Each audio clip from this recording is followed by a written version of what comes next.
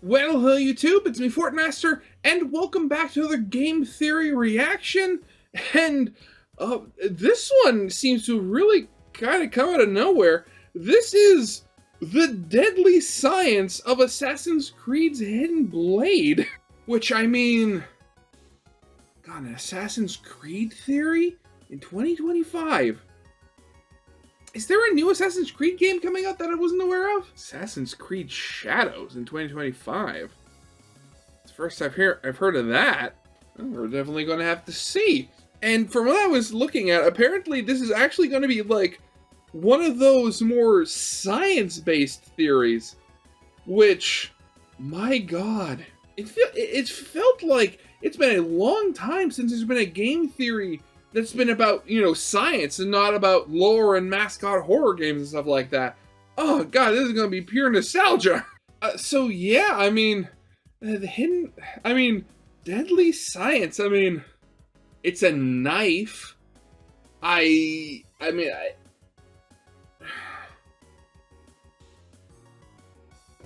mean, how much science is there in, Hidden Blade, pops out, stab guy, and then run away? They've made an 18-minute long video about the subject, so we're gonna have to see. Yeah, of course, as always, original video is linked in the description if you haven't seen it for some reason. Corner video will lead to my film theory reaction, and if you like this video or any other video that I've made, I'd very much appreciate it if you gave the video a like and subscribe to my channel. I know the vast majority of people who watch my videos aren't actually subscribed to me, and I'd very much like that to change even just a little bit, because my main goal for this year is to hopefully hit 5,000 subscribers. And I mean, if Social Blade says it's possible, I'm gonna try to believe him. But yeah, well, out of the way, let's get this thing started then, shall we? The Hidden Blade is broken, or at least it should be, because Assassin's Creed's most iconic weapon, the very symbol of what it means to be an assassin, may be nothing more than a glorified paperweight. Although, as we'll find out, that may be completely on purpose.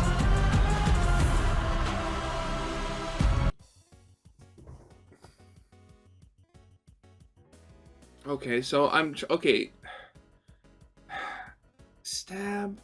I mean, I could potentially think of, like, off of that, maybe it's based off, it's like the way the blade extends, it shouldn't be possible to stab into a person without the blade shattering. I mean, okay, actually, again, I'm saying, like, what is the setting of the new Assassin's Creed game then? Because I know, of course, originally they were always historical settings, and they kind of went weird into mythological settings with, like, Egypt and like ancient Greece, and then there was the Vikings, and then I think they've kind of gone back to basics with the newer games. But again, I haven't heard anything about, Assassin's Creed Shadows, whatever that's going to be. So I'm gonna have to see what the reviews come in about. Hello, Internet! Welcome to Game Theory, the show that would cut off its own ring finger in the name of science. Figuratively. Don't get too excited there, Santi. But speaking of cutting off fingers, today's video is sponsored by Assassin's Creed, who just released the latest entry in the finger-cutting franchise, Assassin's Creed Shadows. Taking place in feudal Japan, we get to explore the world through the eyes of a young ninja assassin called Nawe. Okay, no, I have heard of this one. I saw Yahtzee review it. Oh God, I completely I saw the review of it like yesterday. I completely forgot about it because he made a lot of comparisons with Ghost of Tsushima and stuff like that.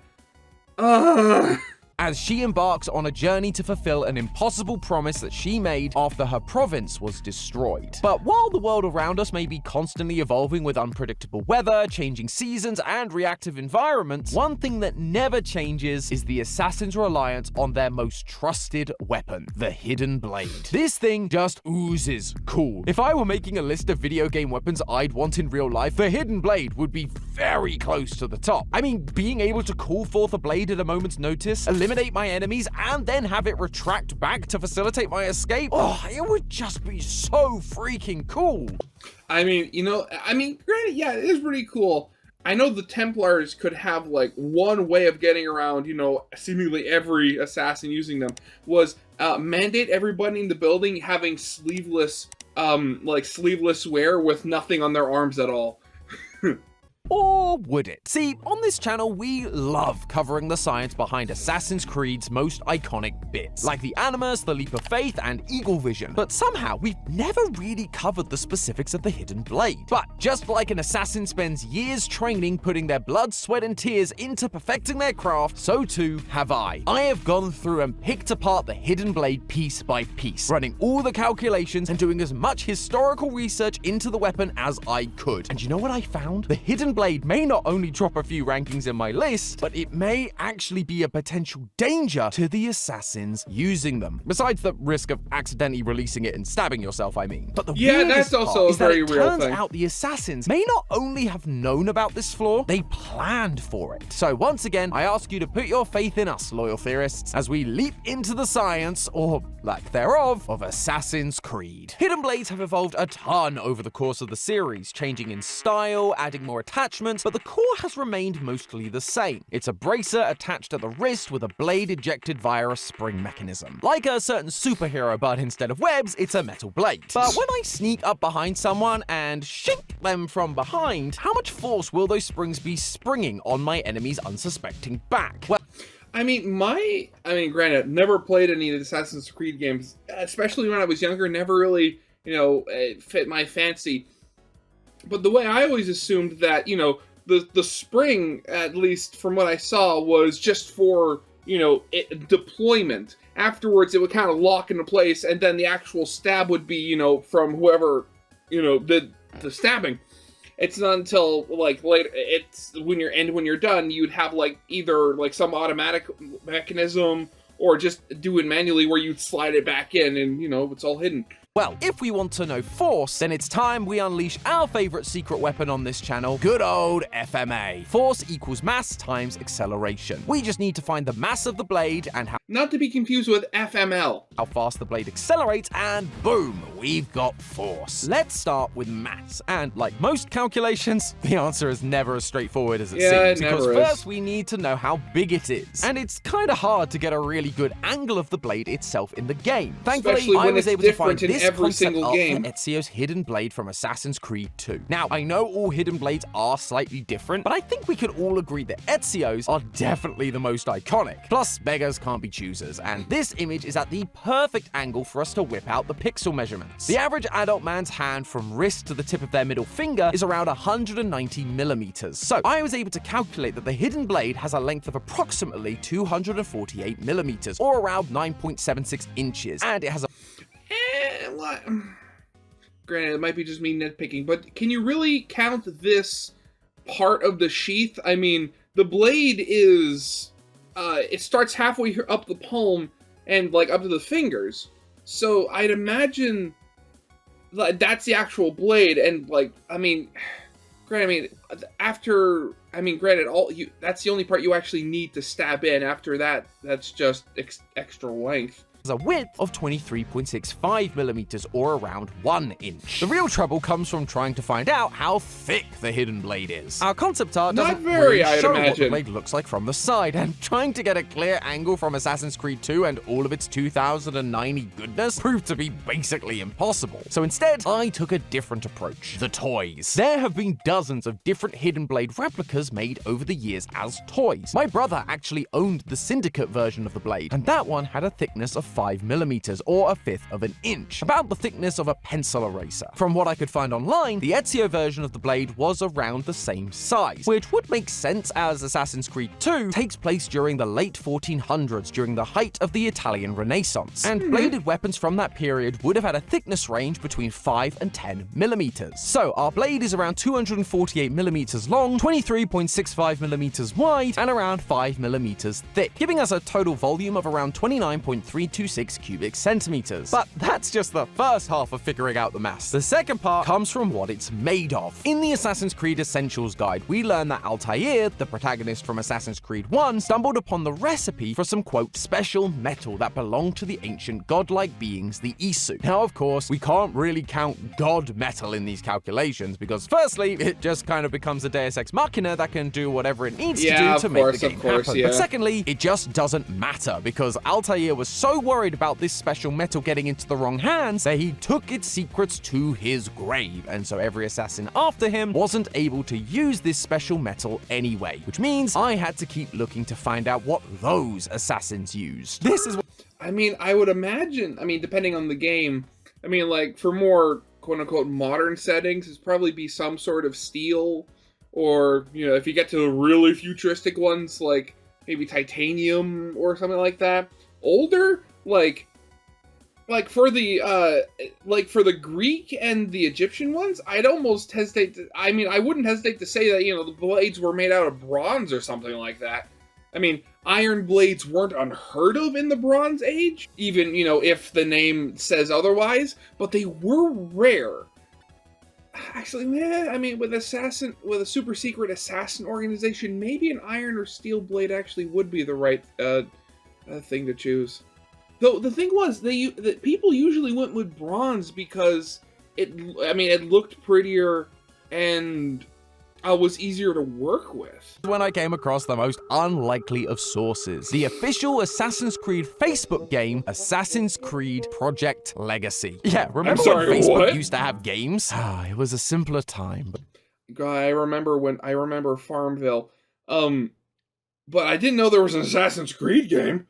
Before everyone became a soulless, legless metaverse character. Anyway, in this game, we are told directly that the standard model of the hidden blades used by the Italian assassins in Assassin's Creed 2 were made of iron. Iron has a density of 7.874 grams per cubic centimeter, and we know that density equals mass divided by volume, or DMV. So we have our D and the V of the blade we just calculated, and so that gives the hidden blade a mass of 231 grams, or around half a pound each. Ezio's forearms are going to be jacked just lugging those bad boys around. Every day becomes arm day. But again, this is only half of the FMA formula that we've been trying to calculate. We have the mass, now we need acceleration. And thankfully, this one was a little easier to nail down. Using footage from the game and slowing it down frame by frame, I was able to find that the hidden blades go from retracted to fully extended in around 1/15th to 1/20th of a second, depending on the frame rate, averaging out at around 0.058 seconds. From here, we can just use the formula A equals 2D over T squared, where D is the distance the thing has traveled in meters, and T is the time it takes to travel in seconds. Plug in our 0.248 meters and our 0.058 seconds, and we can see that the hidden blade is accelerating at 147.5 meters per second squared. That is 15 Gs. Once it reaches the end, the tip of the blade will be traveling at around 8.56 meters per second, or around 20 miles per hour.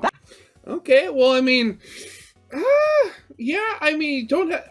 unless you're like wearing heavy plate, I'd assume that would do, a lot of damage, because I don't think that'd have a lot of trouble piercing. That feels pretty insane, especially given this is ancient tech, but let's not get ahead of ourselves and head back to our FMA formula. So we take our 0.231 kilograms for the mass of the blade and our 147.5 meters per second squared for the acceleration. And with that, the force of the hidden blade ejecting comes in at around 34 newtons, which is not a lot, actually. A study done for Forensic Science International found that it takes 49.5 newtons on average to stab through human skin, fat, and muscle, which is the bare minimum you're going to need to do to pull off a silent assassination. So unless you're aiming specifically for a very thin part of the body like the neck, you might as well just punch the target hoping to knock them out.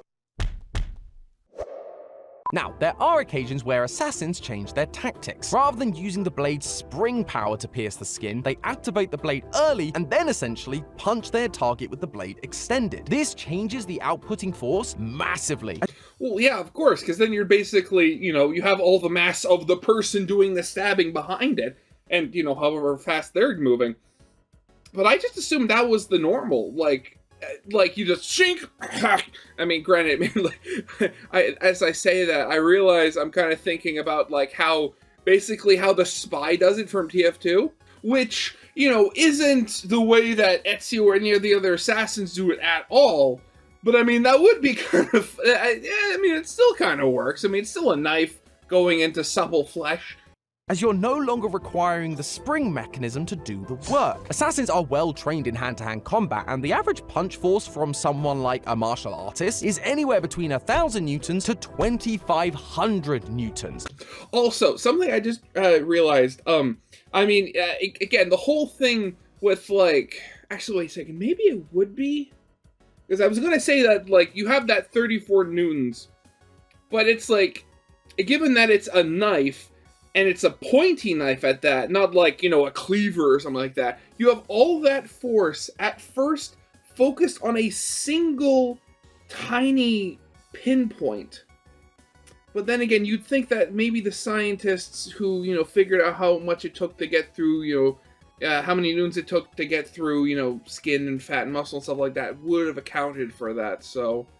yeah, okay. Clearing that 49.5 newtons with ease. That being said, it isn't the most subtle way of taking out your targets. A punch is far more obvious visually, which is why, in order to keep their cover, we do tend to see the assassins doing the more subtle spring blade-led strikes. Wait, did you see that? That wasn't just any old enemy Ezio assassinated. That was a brute, the toughest enemy there is, with incredibly tough plate armor. And he just stabbed through it like it was nothing. So far, our calculations only account for skin, muscles, and fat, and given YouTube's guidelines and just general decency, it's unlikely our targets are going to be naked. But plate armor is designed specifically to protect against blade damage. I can't even imagine what kind of power the hidden blade would need to be firing to pierce that, but we can run the numbers and find out. Up until now, we've been looking at newtons of force. However, it became very apparent very quickly that this approach wasn't going to work for me again. As it turns out, an armor's protective power isn't really measured by the force needed to break it, because, as I've said, the whole point was that it was so tough it would never break. The whole thing with it is it's how much of that force is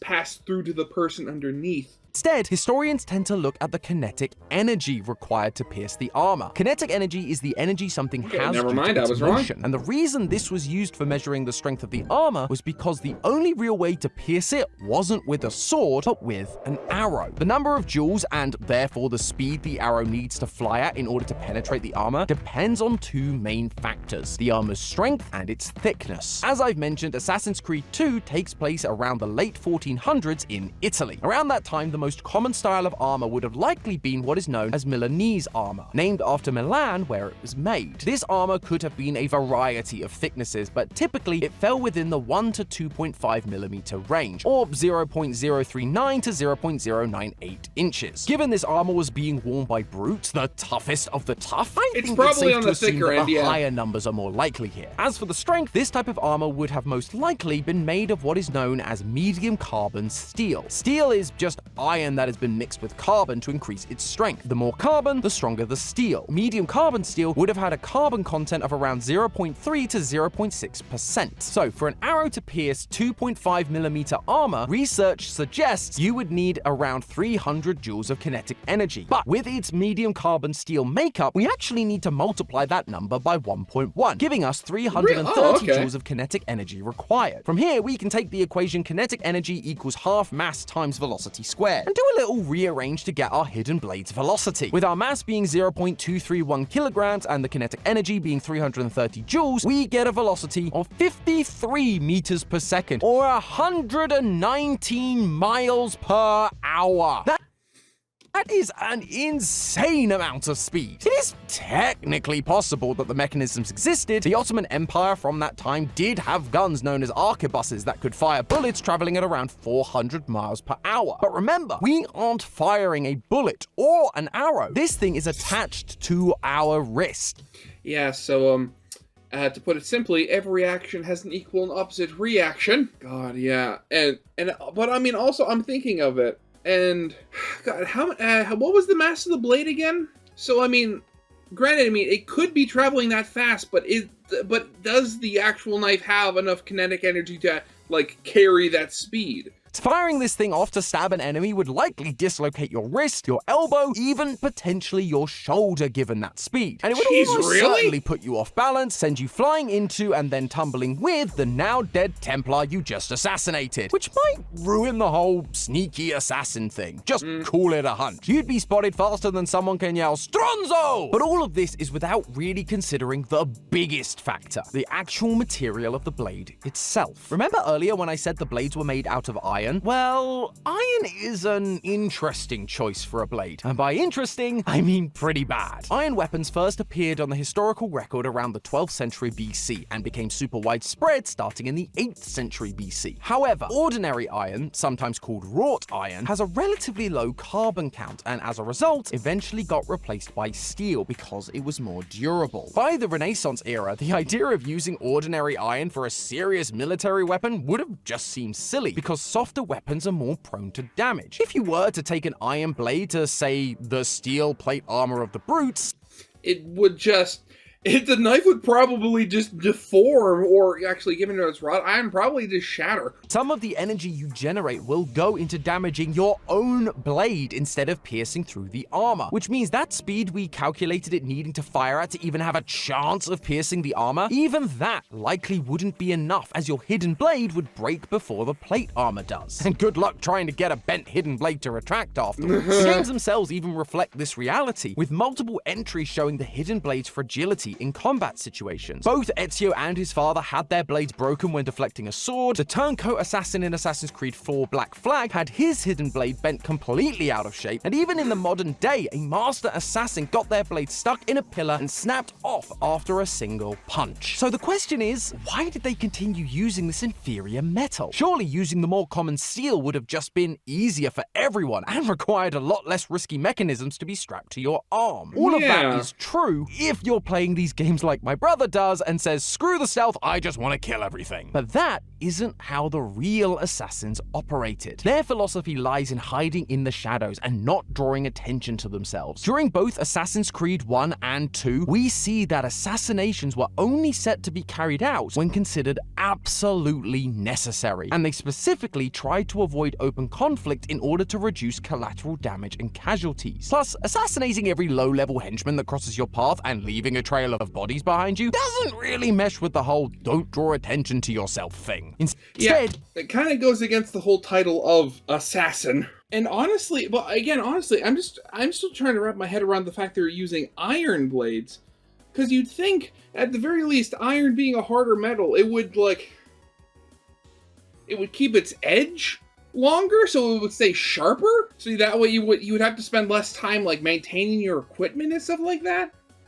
I don't know. You keep quiet, sneak past, maybe knock people out so they just look like they're taking a nap on the job, and save your fragile hidden blade for your main target. If you're assassinating them when they least expect it, like in their home, they're less likely to be armored up, making that iron blade still pretty effective. But if they are armored up, or you aren't able to get a clean shot of a weak point like their neck, you can just jam it in regardless, and if the blade gets damaged, that's okay, because you don't need it anymore. It's done its job. Then you can just dispose of the broken blade, because iron was way cheaper than steel and so was easier to replace. Or more likely, you would take it back to camp. Why? Because another huge benefit of iron is its repairability. Yes, steel is more durable, but iron was easier to fix should it be damaged. With the assassins using iron for generations, it means their blacksmiths would likely be some of the best in the world when it comes to iron forging, which likely played a part in why they never changed over to steel, something we did see happen during the 15th century. Those who spent their entire lives training on iron specifically didn't have the skills or the desire to make the change to creating steel weapons. Plus, the benefit of using pure iron rather than an alloy is that as you work and repair the metal more, it gets stronger through a process known as work hardening. So if you have a broken hidden blade, you can hold on to it and get it back even stronger than before. But the big reason why iron was... That is